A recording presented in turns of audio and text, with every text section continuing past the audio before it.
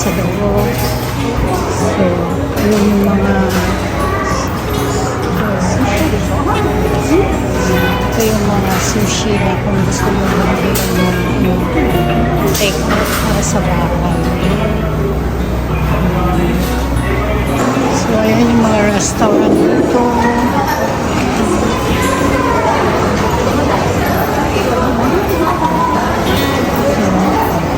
Namimili muna kami kung saan kami pupunta. May pinupunta kami rito na medyo mura yung pagkain pero masarap. Ayan. Ito yung tinatawag nilang udeng. Ayan. Masarap na udeng. Pero mamaya na lang. Asawa ko maglakad. Okay.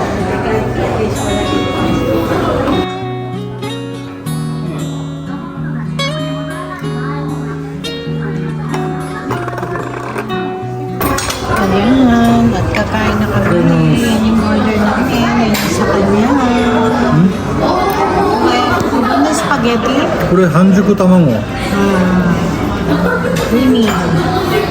Sa akin naman, yan. Kuriwa.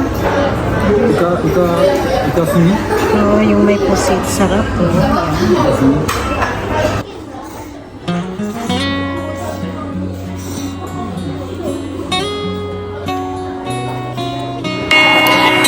Ayan, pagkatapos namin kumain, punta kami sa mga books. Ayan, tingin-tingin. Maraming iba-ibang klase, katulad ng mga cooking books, comics. Diyan na lang. Tapos, pagkatapos din namin yan, pupunta kami sa parang hacker shop. Yung para sa atin, piso-piso, parang Daiso. Yan, libot muna kami dyan sa mga comics. Tapos syempre, shop. Yung sinasabi nila dito sa Japan na piso-piso. Ayan. Ayan, meron ito sa Pilipinas. Ayan, kasi titingin po ako ng bago namin pangkape. Kasi pagdating ko sa bahay, luma na. At nag-iba ng kulay, kaya bibili tayo ng bago.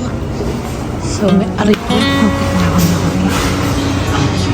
Tingin tayo dito. Iba-iba.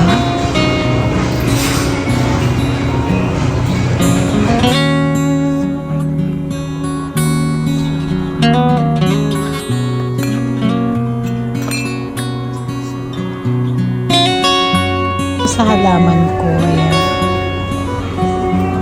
Medyo tumutulo na yung luma na, kaya bumili ako ng bago.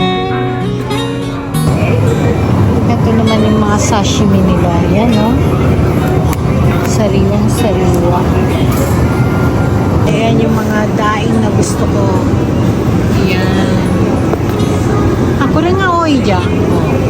Ayan mo, chichay. Ako rin nga iihi. Pre. Ayan, bibili tayo ng ganito. Lalagay ko siya sa spaghetti.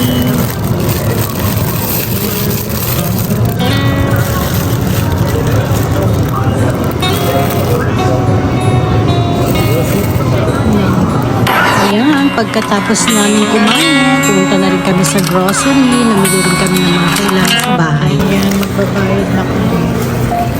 Tapos, dito namin ilalagay ang pera. Kami ang maglalagay ng pera dyan. At ayan guys, na-share ko na naman sa inyo yung ating buhay dito sa Japan. So, don't forget to like and share and subscribe. Hanggang sa susunod ulit. Ito po si Angge. Thank you so much. Bye po.